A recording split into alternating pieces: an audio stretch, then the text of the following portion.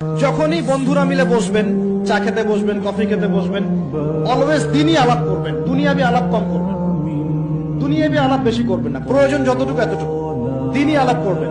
কারণ মানুষ জান্নাতেও যদি চলে যায়, মানুষ জান্নাতে চলে গেলেও ওইসব সময়ের জন্য আক্ষেপ করবে, আফসোস করবে, দুনিয়াতে যেই সময় সে আল্লাহকে স্মরণ করে নাই, রাসূলের নামে দরুদ পড়ে নাই। তাহলে যদি কোনো জায়গায় বসে পড়েন, বসে পড়ে আলোচনা করতে থাকেন, ওঠার আগে কমপক্ষে বলবেন সুবহানাকা আল্লাহুম্মা বিহামদিকা আশহাদু আল্লা ইলাহা ইল্লা আনতা আস্তাগফিরুকা ওয়া আতুবু ইলাইক।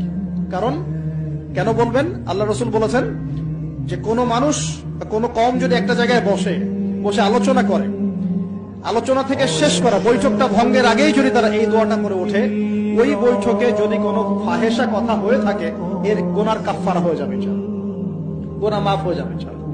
আর যদি ওই বৈঠকে ভালো কোনো কথা হয়, ওই কথাগুলো কিয়ামতের মাঠে